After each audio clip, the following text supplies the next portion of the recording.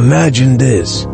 You're mindlessly scrolling, the endless blur of filtered selfies and flashy success quotes flooding your feed. And then, you stop. A stoic-looking statue of Marcus Aurelius, frozen in grayscale majesty, stares back at you. The caption roars, "Control your emotions. Win at life." It hits you like a jolt. You nod, maybe you even double tap. But deep down, something doesn't sit right. Because behind that polished quote and those six-pack promises whispered by YouTube gurus, there's something hollow, a glimmer of something real, buried. Welcome to the strange new world of Stoicism, the modern, mutated offspring of an ancient, noble philosophy. They tell you Stoicism is about getting rich, getting shredded, and winning endless gains. They scream that emotional detachment is your secret weapon, that indifference equals power. But let me ask you, when did wisdom get boiled down to a hustle hack? When did a philosophy meant to free the soul become just another tool to flex on social media? Today, we're not here to throw stones or sneer at ambition. No, ambition has its place. But what if I told you that real Stoicism, the kind whispered in the quiet corridors of ancient minds like Epictetus, Seneca, and Marcus Aurelius, was never about winning games played on shifting sand? It was about something infinitely deeper, about mastering yourself not to dominate others, but to walk through the storms of life untouched by their fury. It was about building a mind so unshakable that fortune's wild swings couldn't enslave you. About seeing pleasure, pain, praise, and blame all for what they really are. Empty echoes from a world always rushing to nowhere. I believe this ancient flame still burns. I believe it calls to something buried inside you. Something that knows life isn't just about trophies or lights, but about integrity, courage, resilience. And if you dare to answer that call, if you dare to reach beyond the surface level Stoic aesthetic into the molten core of true philosophy, you won't just win at life, you will transcend it. So today, we dive deep. We'll honor what modern Stoicism gets right.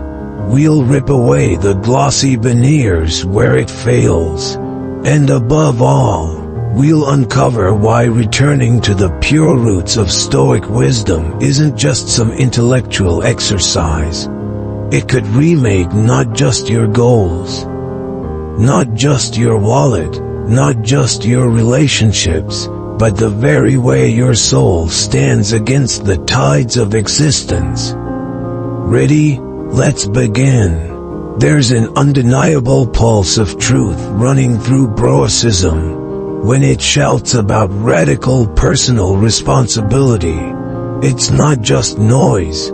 It's echoing the timeless wisdom that Epictetus once taught in cramped lecture halls to those who actually hungered for transformation. You can't control pandemics, recessions, betrayals, or heartbreak, but you can control the fortress of your mind. Stoicism reminds us, loudly, sometimes obnoxiously, but undeniably, that blaming the world only cements your chains tighter. And let's be honest, in an age where victimhood often gets more applause than victory, hearing someone say, "Own your fate," is like a blast of cold, clean air in a room thick with self-pity. In that sense, I respect the raw spirit behind it.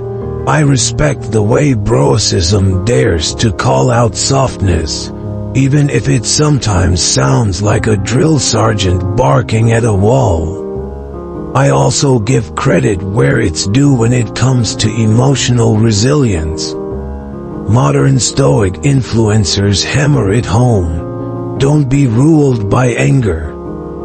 Don't drown in sadness. Don't chase every fearful impulse like a panicked animal. And they're right, absolutely right. The ancients weren't about suppressing emotion. They were about transcending it, mastering it. Seneca himself, in moments of brutal clarity, warned that anger is a form of temporary madness.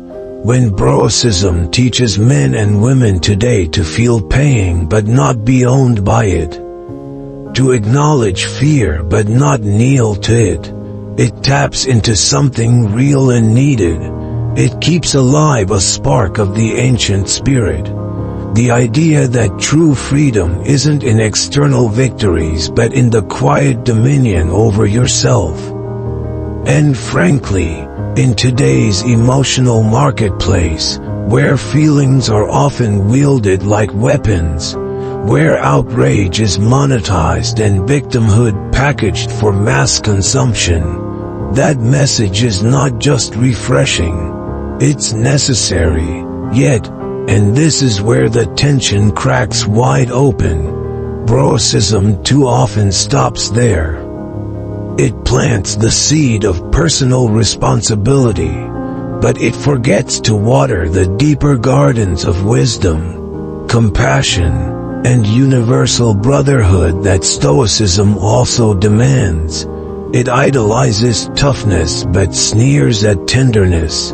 It praises invulnerability but forgets the nobility of understanding, patience, and humility. It shrinks the wide, soaring architecture of Stoic thought into a narrow gym locker mantra. Don't feel. Win. And that brutal oversimplification is where the whole structure begins to rot from within. Because true Stoicism wasn't about building a mind of stone. It was about building a mind like a fortress wrapped in living vines, unbreakable, but still connected to life, still capable of embracing the world with wisdom and love. Stoicism captures a few powerful notes, yes, but the full music of Stoicism, that they have barely begun to hear. Stoicism's most fatal error is subtle at first glance, but catastrophic when you follow it to its end. It doesn't just misinterpret Stoicism, it warps its soul. Where ancient Stoicism taught that virtue is the ultimate treasure, pursued for its own sake, Stoicism slyly transforms virtue into a blunt tool for personal gain. Practice courage, they say, so you can crush your goals. Practice self-discipline, so you can look better, earn more, dominate harder. It feels motivating on the surface. Who doesn't want to succeed? But underneath, something sacred is being shattered. Because when you use Stoic principles merely to chase wealth, admiration, and status, you are still shackled to the very things the ancient Stoics warned would enslave you. Marcus Aurelius didn't sit down at night after grueling days of governing an empire to journal about becoming more admired. He wrestled with how to stay good even when the world rotted around him. Seneca didn't preach moderation so he could show off a more aesthetic life on a curated feed. He taught it because he understood that chasing pleasure without limits led to spiritual decay. When Stoicism markets Stoicism as a cheat code to get the girl or build the empire, It reduces a profound existential philosophy into a self-help flavor of ambition, and ambition, left unchecked, is the very storm Stoicism was built to weather, not to fuel. What's worse, this hollowed-out version of Stoicism is wildly seductive. It looks shiny, it promises fast rewards, it seems actionable, practical, modern, and that's exactly why it's so dangerous. It tricks people into believing they are growing wise when they are only growing more cunning. It whispers that the external world can still be mastered if only you're detached enough, cold enough, disciplined enough, and in doing so, it pulls you right back into the same cycles of craving, grasping, comparing, and fearing that Stoicism was supposed to liberate you from. In my view, this betrayal of Stoicism's essence is not just disappointing, it's heartbreaking. True Stoicism asks you to love virtue more than victory, to choose wisdom even when it costs you comfort, to live justly even when injustice tempts you with riches. It demands that you build your soul on a foundation that external success cannot touch, and external failure cannot crack. Stoicism offers you a mansion built on sand, impressive, flashy, but doomed. Real Stoicism offers you a fortress built on bedrock, quiet, steady, eternal, and if we dare to remember that difference, if we dare to walk the harder, nobler path, we might just find a kind of success far rarer and far sweeter than anything a hashtag ever promised. Ancient Stoicism wasn't a motivational slogan pasted over a gym selfie. It was a profound and demanding worldview, one that asked you to stare into the heart of existence and not flinch. The Stoics believed that behind all the chaos, all the heartbreak, all the random triumphs and tragedies of life, there was a hidden order, the logos, the divine rationality weaving everything together. To be Stoic wasn't just about being tough, it was about recognizing that your life, your struggles, your very breath were threads in a vast tapestry you could barely comprehend. And it was about accepting, even loving, your place within it. This idea wasn't some ancient superstition. It was a call to radical trust.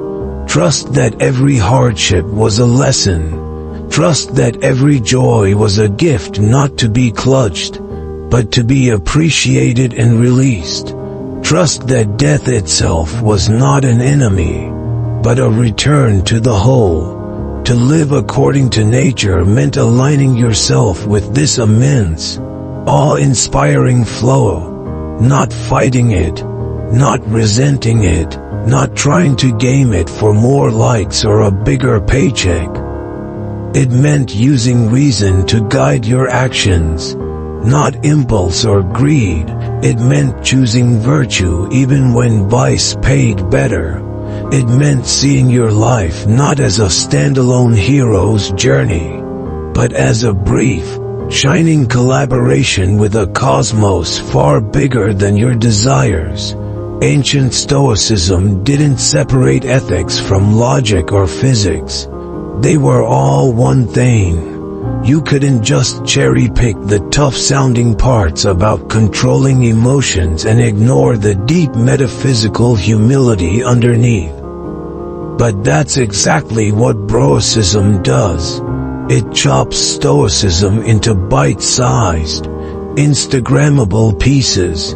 It rips out the roots, the cosmic perspective, the trust in logos, the surrender to nature, and tries to plant those hacked-off branches into the barren soil of personal ambition.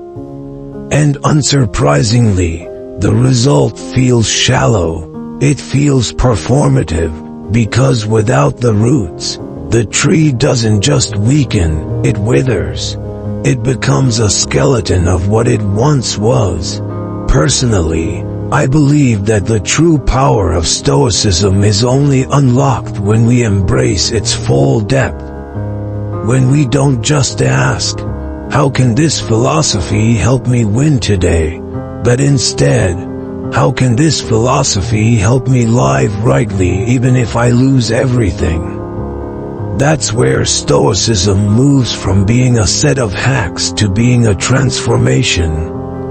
That's where it stops being a tool for vanity and becomes a compass for the soul.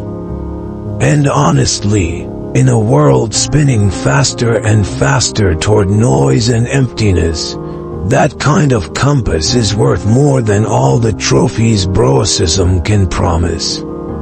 It's the only thing, perhaps, that truly endures. Broicism's treatment of emotions is not just misguided, it's dangerous. It paints a picture of emotional suppression as the ideal, hammering into your mind that any flicker of feeling is weakness, that a true Stoic must be a machine marching through life untouched, unaffected, unbreakable. But let's be very clear. This is not what the ancient Stoics taught. Not even close. Feelings, they knew, are as natural as breathing. The first spark of anger, the first sting of grief, the first tremor of fear. These are not sins. They are human. You don't defeat them by pretending they aren't there. You defeat them by meeting them with clarity, with wisdom, with the deliberate choice not to be ruled by them. Imagine seeing a flash of lightning across a darkened sky. You don't blame yourself for noticing it. You don't try to unsee it. You simply choose what you will do next. Seek shelter, stay calm, or panic and stumble in fear. The Stoics taught that emotions, like lightning, appear before we have a choice. But our assent, our endorsement, our indulgence, that is where our power lies. Broicism, with its obsession over appearing invulnerable, robs people of this deeper strength. It mistakes coldness for control. It teaches young minds to crush their humanity rather than refine it. And that's a tragedy, because true Stoicism is not about becoming stone. It's about becoming steel, flexible, resilient, forged in the fire of feeling but never shattered by it. The great Stoic masters didn't preach numbness. They preached transformation. Seneca wrote about grief not as a flaw to be ashamed of but as an inevitable wound that reason could heal. Marcus Aurelius spoke to himself gently when fear and frustration welled up, reminding his soul to return to reason, to realign with nature's course. They did not aim to become unfeeling statues. They aimed to become wise navigators of the storms within. In my experience, the most courageous thing is not to deny fear but to acknowledge it, and still move forward. The deepest strength is not to suppress sadness but to understand it, and still choose joy. The highest form of mastery is not cold detachment but compassionate command over the emotional forces that live inside us all. Real Stoicism invites us into this profound dance.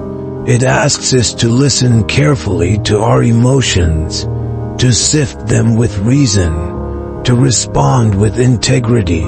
It teaches that feeling is not weakness, misjudging feeling is, and that subtle, powerful distinction is what separates the ancient masters from today's hollow imitations. If we dare to reclaim that nuance, if we dare to embrace emotions as teachers rather than enemies, we find not just a tougher mind, but a fuller, richer, more luminous life.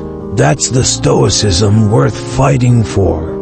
One of the deepest, most devastating betrayals of ancient stoicism in today's broicized world is the abandonment of duty to others. Somewhere along the way, the original call to justice, kindness, and universal brotherhood got lost under piles of self-improvement mantras and flexed biceps. The ancient Stoics were crystal clear. Life isn't just about your own mind, your own hustle, your own goals.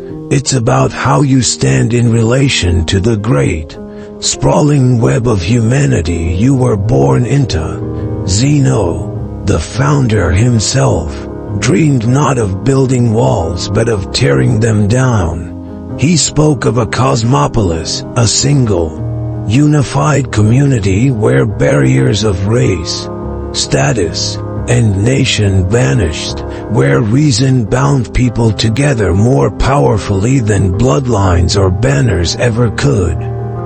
It was a vision breathtaking in its radical compassion, especially for its time, and Marcus Aurelius, the philosopher king, carried that torch in the quiet hours of his meditations. Time after time, he reminded himself not to crush others, not to outshine them, but to forgive, to uplift, to treat each soul with a reverence owed to a fellow fragment of the divine. He knew the man who insulted him shared the same breath of logos. He knew the servant, the soldier, the criminal, and the emperor all stood equal before reason and fate. That's not weakness, that's real strength, the strength to see beyond ego, to choose love over contempt, justice over dominance. Modern broicism often amputates this heart in its frantic rush toward personal conquest. It forgets that Stoicism was never meant to be a solo sport. It wasn't about building an invincible self who towered above the weak. It was about building a just self who stood alongside others, carrying burdens together, celebrating virtues wherever they bloomed. And I believe this loss isn't just sad, it's catastrophic. When Stoicism is reduced to a hyper-masculine toolkit for personal gain, it loses the very thing that made it world-changing. Its call to serve something greater than the self. Without that, Stoicism becomes just another brand of selfishness, wrapped in the armor of ancient words but stripped of ancient soul. Personally, I think the most heroic Stoic act today is not in building a six-figure business or becoming a peak performer. It's in reaching across divides. It's in forgiving the hurt. It's in recognizing our shared fragility and choosing compassion over cruelty. It's seeing the humanity in the cashier, the enemy, the stranger, and honoring it as fiercely as you honor your own dreams. True Stoicism challenges us not just to master ourselves, but to elevate the whole human family. And if we can remember that, if we can stitch that forgotten thread back into our lives, we might just revive the greatest power Stoicism ever offered. The power not just to endure the world, but to heal it. It's tempting to roll our eyes at broicism, to scoff at the influencers shouting about hustle and dominance while flashing Marcus Aurelius quotes over six-pack selfies. But if we step back, if we breathe for a moment, we might see something more complicated and something more hopeful. Every great idea that reaches the masses goes through this rough translation. Buddhism, Christianity, Stoicism, none of them traveled cleanly across centuries and cultures. They bent, shifted, adapted, pieces got lost, misunderstood, repackaged for easier consumption. It's not a flaw of the ideas themselves. It's a natural side effect of trying to carry profound truths into a noisy, impatient world. Even in ancient times, Stoicism wasn't static. Zeno built from cynicism. Cleans shaped it differently. Chrysippus fortified it. By the time Stoicism reached Rome, it had morphed again, and each iteration carried both losses and new opportunities for discovery. Maybe, just maybe, Stoicism is another messy, imperfect vehicle carrying tiny sparks of ancient wisdom forward. Maybe that meme about controlling your emotions that a teenager double taps while scrolling mindlessly plants a seed. A seed that someday bursts open when real hardship comes. Maybe a young entrepreneur chasing Stoic discipline just to crush his next quarter accidentally trips into Marcus's deeper words about mortality and humility and realizes that the empire he's building isn't his true legacy. Maybe a lonely man, numbing himself with Stoic slogans about indifference, stumbles onto Epictetus's tender lessons about loving wisely and grieving bravely, and feels something awaken. I believe that's possible. I believe that's happening, quietly, invisibly, all around us. And if you're here right now, listening to these words, maybe it's happening to you.